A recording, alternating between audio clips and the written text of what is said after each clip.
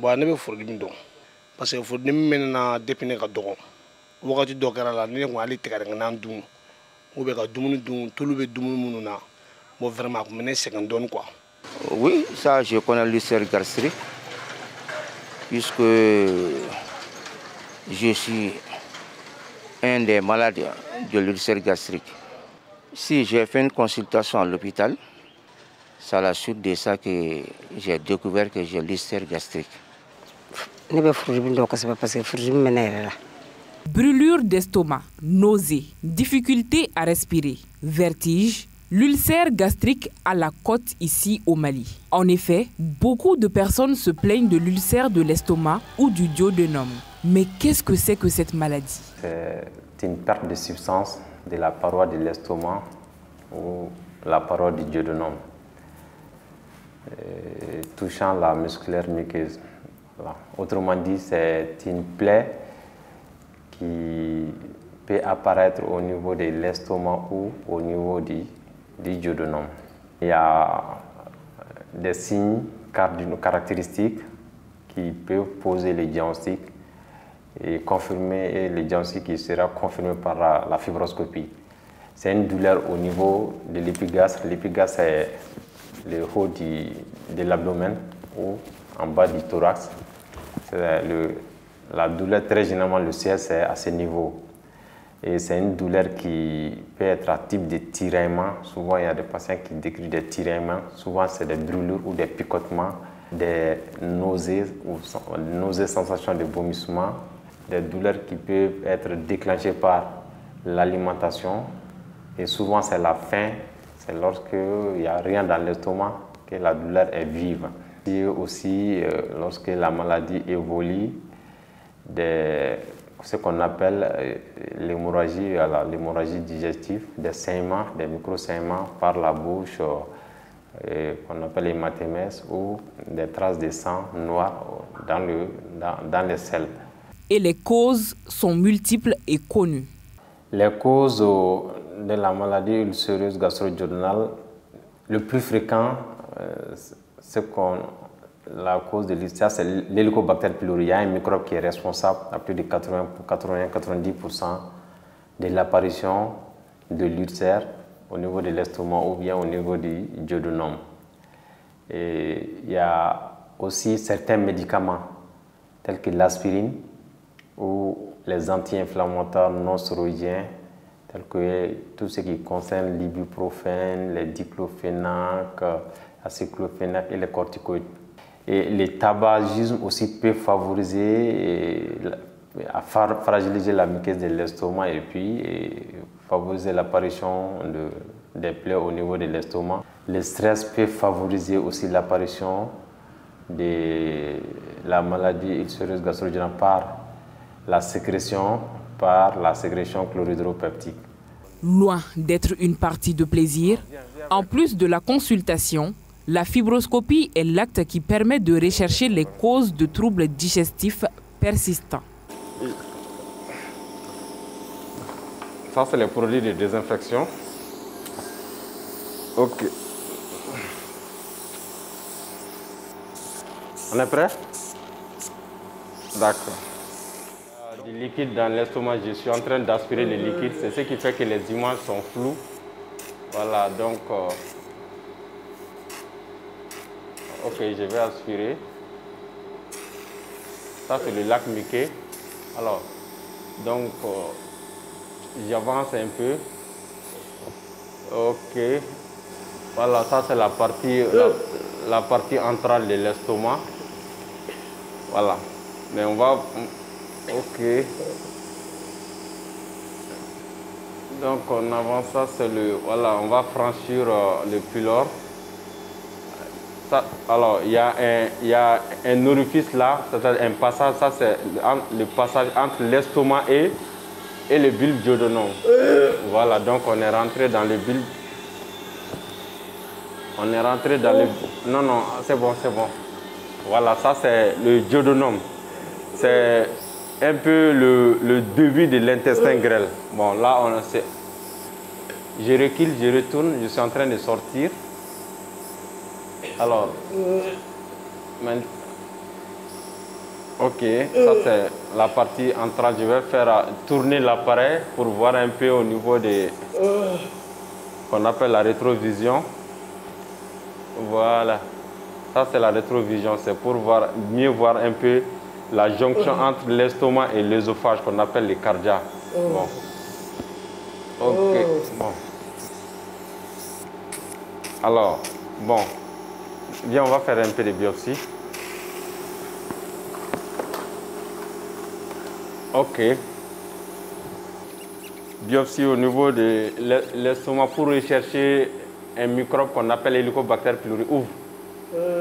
Il y a un microbe qui est responsable des maladies de l'estomac dans plus de 90% des cas. Ferme. Voilà, donc, ce prélèvement qu'on appelle biopsie, c'est pour chercher ce microbe, l'Helicobacter pylori. Ouvre.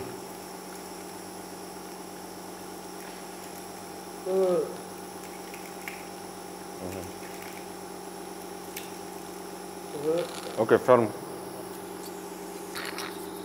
Normalement, c'est 3 prélèvements qu'on fait, 2 prélèvements au niveau des lentres, 2 prélèvements au niveau du fondis et 2 prélèvements au niveau angulaire.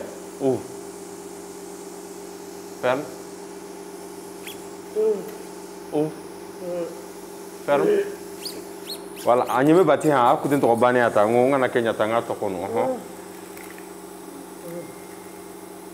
moi, je vais sortir. Ok.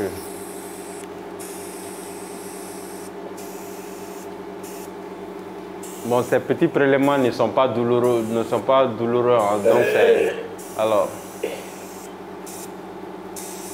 ça c'est l'œsophage. L'œsophage c'est comme un tuyau, donc je suis en train de sortir. Voilà, c'est fini, Agneme Bati. Voilà. Ok. Voilà. Ok, c'est fini, c'est fini. Voilà, il faut cracher.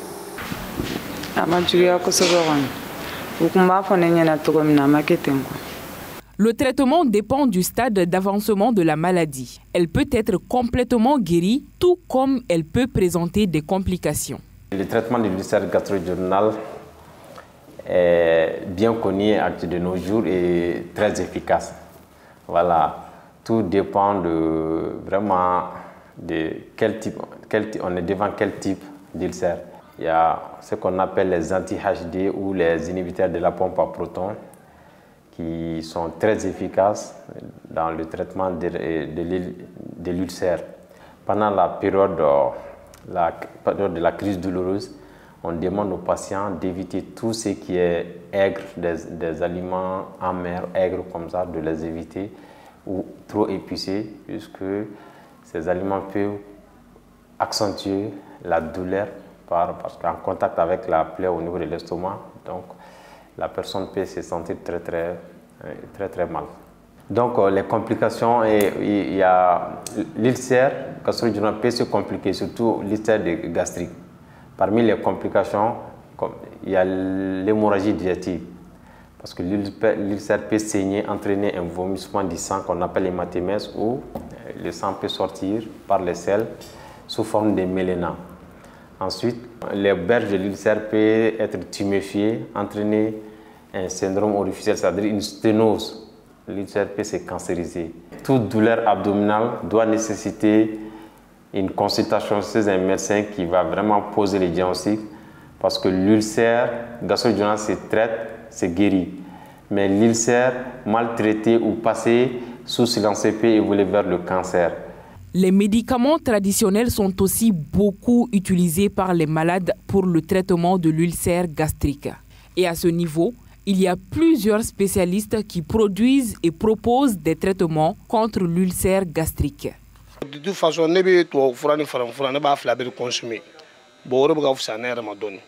il y a des médicaments au niveau du département de médecine traditionnelle, tels que le gastrocédal, que j'ai commencé à prendre. Mais tout récemment, j'ai commencé à prendre les médicaments modernes aussi. An bɛ furudimi furakɛ bi a ka ca san 30 ye bi. An ye mɔgɔ min furakɛ a la jamana kɔnɔ ani jamana kɔkan. mɔgɔ ka ca dɛ. La médecine traditionnelle au Mali, surtout chez nous, nous répondons à certaines normes.